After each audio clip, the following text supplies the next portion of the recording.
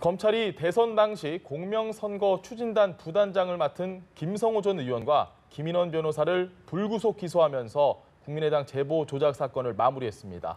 자유한국당 혁신위원이 박 전 대통령의 출당과 친박계 인적 청산을 정면으로 거론하고 나서기도 했는데요. 김영주 전 더불어민주당 의원, 장성호 건국대 교수 두 분 모시고 정치권 이슈 짚어봅니다.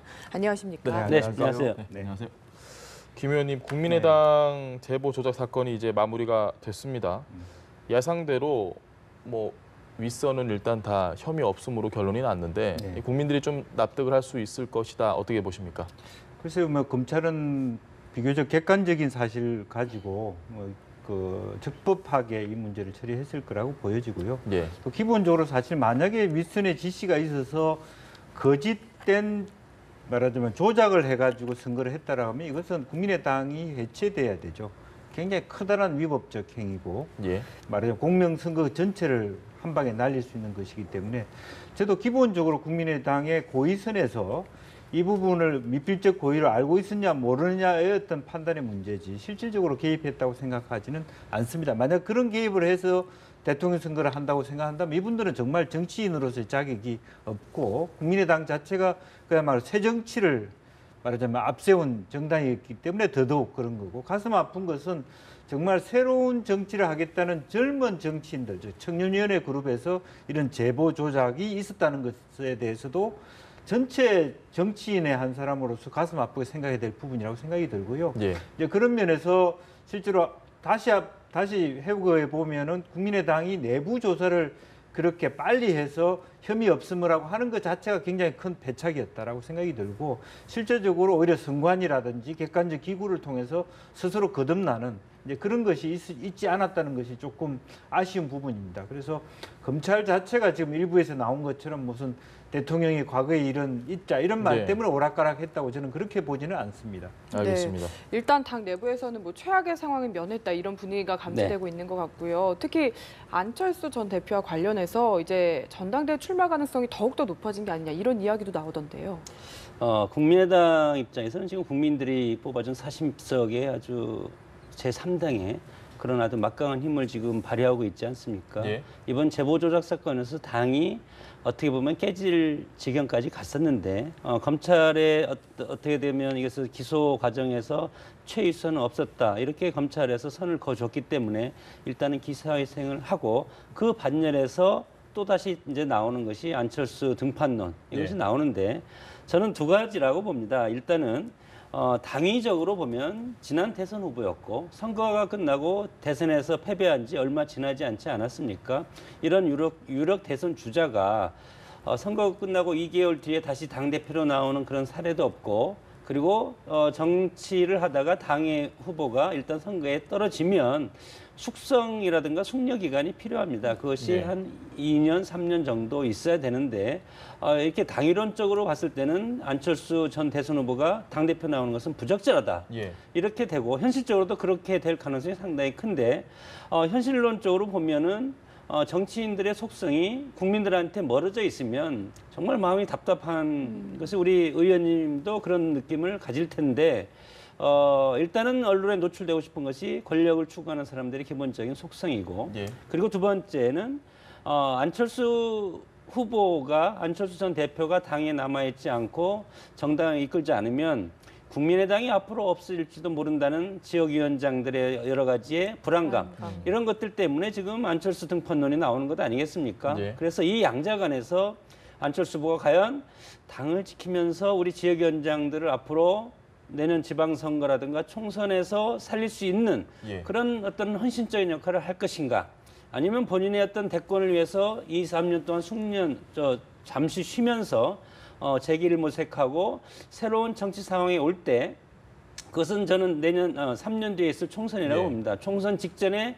당을 새롭게 추스려서 이 당 총선을 치르고 바로 대선으로 직행하는 이 두 가지 어떤 전략이 있는데 이것은 안철수 전 대선 후보의 전적인 어떤 선택의 사항이라고 봅니다. 알겠습니다. 박지원 전 대표가 오늘 오전에 한 라디오 프로그램에 나와서 안철수 대표의 출마가 적절치 않다라고 이야기를 했고 그리고 본인도 그렇게 생각을 하더라 이런 이야기를 했거든요. 그래서 안 전 대표가 출마할 가능성이 좀 오늘 아침 버전으로는 대폭 낮아졌습니다. 이 상황에 추미애 대표가 또 SNS에 정호승 시인의 시를 인용을 했습니다.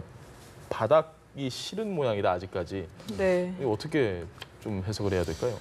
글쎄요, 뭐 그야말로 계속적으로 추미애 대표가 국민의당을 이렇게 강공으로 밀어붙여 왔죠. 그런데 실제로 이제 그 정말 국민의당이 그동안의 과정에서 잘잘못을 따지기 전에 잘못이 있었다면 이걸 양비론적으로 문제를 해결하려고 했다는 거예요. 예. 말하자면 이 제보 조작 사건도 문제가 있으니까 문준용 씨 것도 다시 조사하자.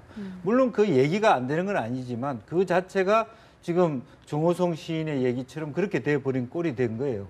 정말로 이 문제가 말하자면 그런 문제가 또 따로 있다 하더라도 실제로 국민들 앞에 해초리를 국민들에게 드리면서 예. 국민의당답게 전체 지도부가 그야말로 어떤 삼부일배를 하든 어쨌든 정말 잘못했다고 이렇게 백배 사죄 무슨 일이 있든 다른 사람의 문제는 다른 사람 문제고 우리 당의 문제는 정말 국민에게 만약에 실제적으로 국민이 당의 문을 닫으라 그러면 닫을 각오로 해서 그렇게 던져셔야 되지 않느냐. 그런데 그것이 아니라 계속 처음부터 이렇게 자체 조사해봤더니 조작 안 했다더라 이렇게 자꾸 피해가려고 했다는 것에 대해서 가슴 아프지만 다시 때리는 거죠. 그 때리는 데에 대해서는 저는 근본적인 이유는 있다고 봅니다. 내년 지방선거 앞두고 이미 호남 전체적으로 지방선거를 앞둔 말하자면 국민의당의 도의원, 시의원들이 굉장히 허물허물하게 사실은 탈당을 염두에 둔 흐름들을 갖고 있거든요. 이 흐름으로 가면 국민의당이 스스로 무너질 수 있다는 것이기 때문에 조금만 더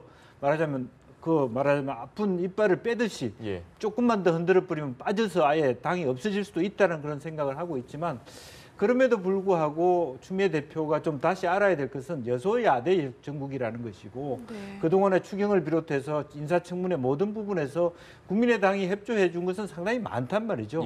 그런 부분에 대해서 당대표로서 좀 무게중심, 균형 감각이라든지 이런 걸 좀 가져주시면 좋겠고 조금 더 어른스러운 그런 스탠스를 가졌으면 좋겠다는 바람을 갖게 됩니다. 알겠습니다.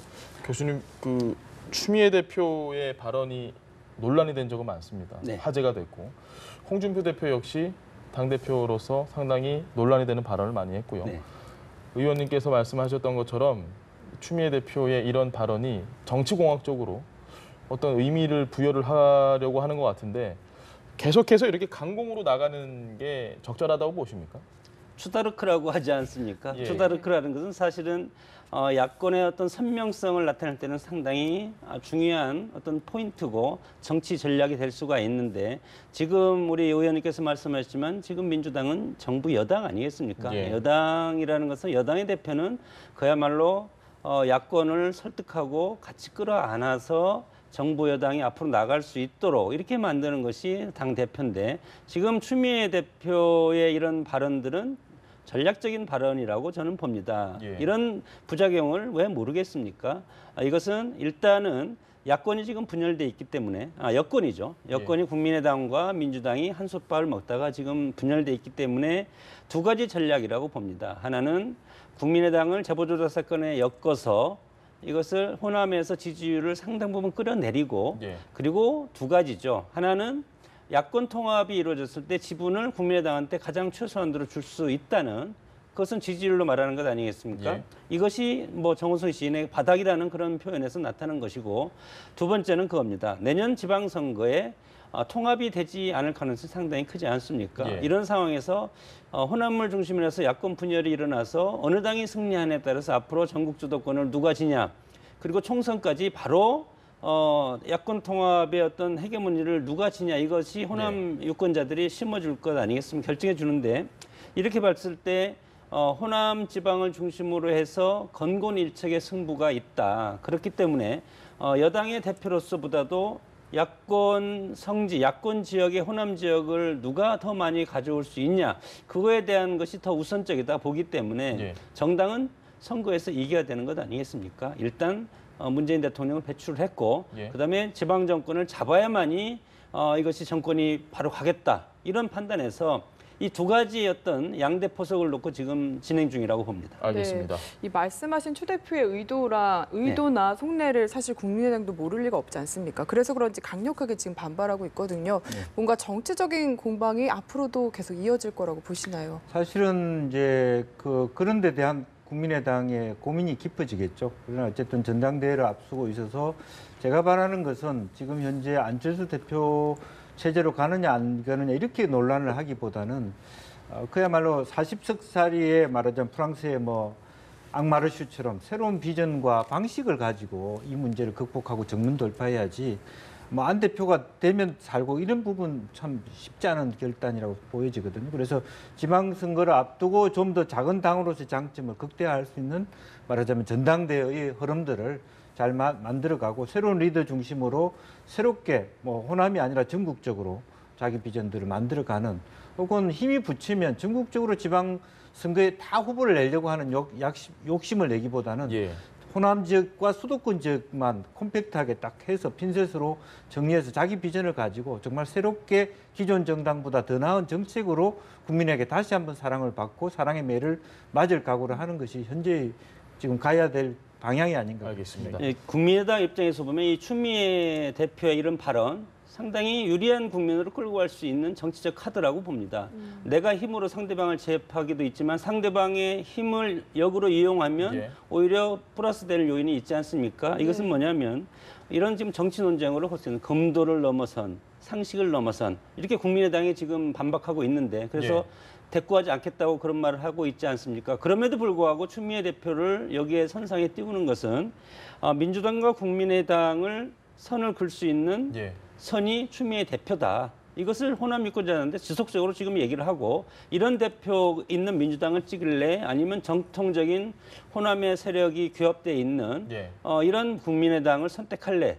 지방선거는 중앙정치랑 다르다. 그렇기 때문에 내년 지방선거 때 국민의당이 호남을 위해서 열심히 일할 수 있는 정당이다. 더 선명해지겠네요. 선명 야당을 내세우면서 그 전선으로 추미애 대표의 이런 발언을 선을 그으면 예. 국민의당으로서는 뭐 그렇게 나쁜 그런 소재는 아니라고 봅니다. 알겠습니다. 화제를 좀 바꿔보겠습니다. 문재인 대통령이 지금 휴가 중이거든요. 네. 뭐 상당히 논란이 많이 되기도 했었습니다. 왜 지금 이 시기에 휴가가 적절하냐라는 얘기도 있었고. 근데 저희가 연합뉴스 TV에서 단독 보도를 했던 내용 중에 조금 일찍 돌아올 가능성이 있다라는 이야기도 있었습니다. 물론 뭐 그렇게 올지 안 올지는 모르겠는데 휴가 같지 않은 상황인 것 같습니다. 어떻게 보세요? 이미 뭐 공표돼 사실 휴가 같지 않죠. 예. 평창을 가시고 뭐 진해를 가시고 하는 것 자체는 그 동안에 서울 중심으로 혹은 세종시 중심으로 청와대 중심으로 일하면서 챙겨보지 못한 현장을 다녀오는 그런 부분도 있고요. 예. 또 국민들과의 스킨십을 좀 더 중앙 차원이 아니라 지방 전체를 한번 아울러 보는 것도 평창 동계올림픽이 조금 앞서서 다가오고 있음에도 불구하고 과거 정권의 어떤 아픈 기억 때문에 국민들이 애써 외면하고 있는 것을 좀 분위기를 전환하는 이제 그런 부분들도 있는 거고 문화운동이라 할 수 있겠죠. 그런 건데 사실 어떻게 보면 물론 이제 북한이 여러 가지 어떤 ICBM급의 도발을 하고 있고 네. 여러 가지 새롭게 또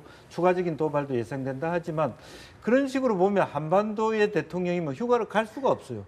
1년 내내 그런 가능성과 개연성은 항상 있기 때문에 네. 이제 그런 측면에서 한 개인의 대통령이 가야 될 역할보다는 시스템적으로 사실 NSC라든지 국방부 장관이라든지 그리고 현재 진해에 있다는 것 자체도 얼마든지 그런 것을 보고받을 수 있는 시스템에 있기 때문에 저는 네. 휴가를 갈 필요가 있고 일부에서는 왜 어떤 분은 또 아니 3개월밖에 안 된 대통령이 뭐 며칠을 휴가를 뭐 21일이 많다 이러지만 예. 이것은 법으로 정해져 있지 않습니까? 과거 국회의원 한 거, 비서실장 한 것을 다 합산해서 제도적으로 받는 휴가를 가지고 길다 짰다 얘기할 수 없는 것이고 또 휴가 자체가 대통령에게는 새로운 어떤 정신적 무장 또 호흡을 가다듬을 수 있는 계기이기 때문에 너무 그걸 왜 이 외면하고 쉬는 것이다 이렇게 부정적으로 볼 필요도 저는 없다고 가셨으면 생각해요. 좋겠어요. 저희. 그래서 그 약속한 대로 휴가를 다 마치고 또 혹시 그 사이에 뭐 정말 북한이 말하자면 도발을 했을 경우에 다시 백업을 했다가 다시 가시더라도 예. 그런 사례들도 외국에도 많이 있거든요. 이제 그렇게 좀 원래 원칙대로 휴가를 다 챙겼으면 좋겠다는 생각이 듭니다. 그게 알겠습니다. 바로 지금 핵심 측근들 참모들의 예. 이야기가 아닐까 싶은데 교수님은 어떻게 생각하시는지 궁금하네요. 휴가 가야죠. 예. 그러나 가야죠. 이렇게 논란이 되는 것은 정치는 상식적으로 봐야 됩니다. 예. 국민들의 상식. 대통령이 이 지금 외교 안보적으로 상당히 엄중한 시기에 그리고 직전에 북한의 ICM 미사일을 발사를 또 하고 북한에서는 지금 경총 모드 아니겠습니까? 네. 그리고 미국과 중국과 러시아 주변 사강들의 외교전이 치열한데 대통령이 이렇게 국민들 많은 사람들은 이렇게 여유 있게 해도 되나? 이런 것들은 상식적으로 판단을 해야 되고 우리가 여기서 이렇게 논란이 되는 것들도 마찬가지로 이렇게 되면은 사실은 휴가를 전부보다도 일정 부분 갔다가 다시 오는 것이 저는 그래도 국민들한테 대통령이 그래도 휴가 가서 안보나 이런 경제를 챙기지만 시스템이니까 챙길 수는 있지만 그래도 정치는 보여지는 것 아니겠습니까? 예. 저도 개인적으로는 휴가를 뭐 법대로 다 가야 된다고 봅니다. 그럼에도 불구하고 국민들은 대통령이 국민에 좀 뽑아주고 안보 컨트롤 타워가 그래도 그 자리에 있는 것을 국민들이 원하는 그런 여론이 있기 때문에 지금 예. 이런 방송에서도 이런 대담이 이루어지는 것 아니겠습니까? 예. 그래서 이것을 우리는 상식적으로 생각을 해보면 국민들이 휴가를 보다도 오히려 이런 안보 국면에서는 청와대를 지키는 것이 낫다. 그런 의견도 있기 때문에 이런 것들을 지도자는 듣는 것이 중요하지 않습니까? 그래서 물론 휴가를 다 가고 미국의 대통령이라든가 이렇게 큰 나라들은 전쟁 중에도 뭐 휴가지에 가서 뭐 전략을 짜고 하고 그리고 제가 옛날에 예를 들어 사관학교 생도들도 전쟁이 나면 예. 진해에 가서 생도들은 그대로 수업을 진행한다고 제가 들었기 때문에 국가 안보라든가 위기 이런 것들은 민주주의 사회에서는 절차와 어떤 국가 기능과 역할이 각각 나눠져 있기 때문에 뭐 대통령이 거기 가서도 안보적인 컨트롤 타워를 할 수 있기 때문에 상관은 없지만 그러나 국민들이 조금 불안한 모습이 조금이라도 보인다면 이것은 대통령으로서 현지에 다시 다시 복귀를 해서 국민들한테 조금이라도 안심을 주는 것이 좋지 않을까 그렇게 판단이 듭니다. 네, 알겠습니다. 휴가를 잘 떠날 수 있는 나라가 됐으면 참 좋겠는데 네. 오늘 말씀은 여기까지 듣도록 하겠습니다. 지금까지 김영주 전 더불어민주당 의원 그리고 장성호 건국대 교수와 함께 이야기 나눠봤습니다. 고맙습니다. 네, 말씀 잘 들었습니다. 네, 감사합니다.